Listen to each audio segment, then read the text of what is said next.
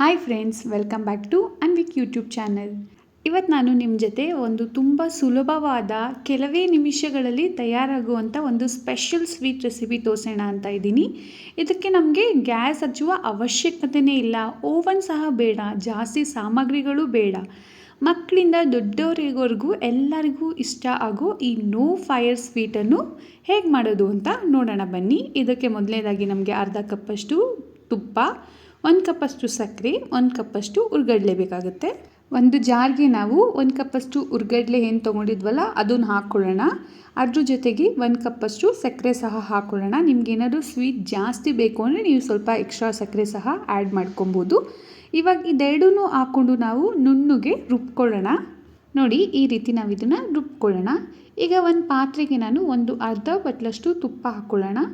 ಹಾಗೆ ಇದಕ್ಕೆ ನಾವು ರುಬ್ಕೊಂಡಿದ್ದಂತಹ ಕಡಲೆ ಹಾಗೂ ಸಕ್ಕರೆ ಪುಡಿನ ಆ್ಯಡ್ ಮಾಡ್ಕೊಳ್ಳೋಣ. ನಿಮ್ಮ ತುಪ್ಪ ಏನಾದರೂ ತುಂಬ ಗಟ್ಟಿ ಆಗಿದೆ ಅಂದರೆ ಅದನ್ನು ಸ್ವಲ್ಪ ಲೈಟಾಗಿ ಬಿಸಿ ಮಾಡಿಕೊಂಡು ಈ ಥರ ನಾವು ಮಿಕ್ಸ್ ಮಾಡ್ಕೋಬೇಕಾಗತ್ತೆ. ತುಪ್ಪ ಬೇಡ ಅಂದರೆ ನೀವು ಎಣ್ಣೆನ ಸಹ ಯೂಸ್ ಮಾಡ್ಕೋಬೋದು, ಆದರೆ ತುಪ್ಪದಲ್ಲಿ ಮಾಡಿದ್ರೇ ಈ ಸ್ವೀಟಿಗೆ ತುಂಬ ಒಳ್ಳೆ ರುಚಿ ಬರುತ್ತೆ. ನಮಗೆ ಈ ಮಿಶ್ರಣ ತುಂಬ ಗಟ್ಟಿಯಾಗೂ ಬೇಡ ಹಾಗೂ ತುಂಬ ತೆಳುವಾಗೂ ಬೇಡ. ನಾನು ಹೇಳಿರೋ ಪ್ರಮಾಣದಲ್ಲಿ ನೀವೆಲ್ಲ ಪದಾರ್ಥಗಳನ್ನ ಹಾಕ್ಕೊಂಡ್ರೆ ನೋಡಿ ಈ ಕನ್ಸಿಸ್ಟೆನ್ಸಿಗೆ ಬರುತ್ತೆ. ನಮಗೆ ಈ ರೀತಿ ಬಂದರೆ ಸಾಕು. ತುಪ್ಪ ಜಾಸ್ತಿ ಹಾಕ್ಕೊಂಡ್ರೆ ಆವಾಗ ಹಿಟ್ಟು ತುಂಬ ತೆಳ್ಳಗಾಗೋಗುತ್ತೆ. ಈಗ ಒಂದು ತಟ್ಟೆಗೆ ನಾನು ಒಂದು ಸ್ವಲ್ಪ ತುಪ್ಪ ತಗೊಂಡು ತಟ್ಟೆ ಫುಲ್ಲು ಸವರ್ಕೊತೀನಿ. ನಿಮ್ಮ ಹತ್ರ ಏನಾದರೂ ಬಟರ್ ಪೇಪರ್ ಇದ್ದರೆ ನೀವು ಅದನ್ನೇ ಯೂಸ್ ಮಾಡ್ಬೋದು. ನಾವು ರೆಡಿ ಮಾಡ್ಕೊಂಡಿರೋ ಮಿಶ್ರಣನ ಈಗ ಈ ತಟ್ಟೆಗೆ ಹಾಕ್ಕೊಂಡು ಸಮವಾಗಿ ಹರಡ್ಕೊಳ್ಳೋಣ. ಇದನ್ನು ನಾವು ಈ ರೀತಿ ಚಿಕ್ಕ ಚಿಕ್ಕ ಬಾಕ್ಸ್ಗಳ ರೀತಿ ಕಟ್ ಮಾಡಿಕೊಂಡು ಒಂದು 10 ನಿಮಿಷ ಫ್ರಿಜ್ಜಲ್ಲಿ ಸೆಟ್ ಆಗೋಕ್ಕೆ ಇಡೋಣ. 10 ನಿಮಿಷ ಆಗಿದೆ, ಫ್ರಿಜ್ಜಿಂದ ತೆಗ್ದಿದ್ದೀನಿ.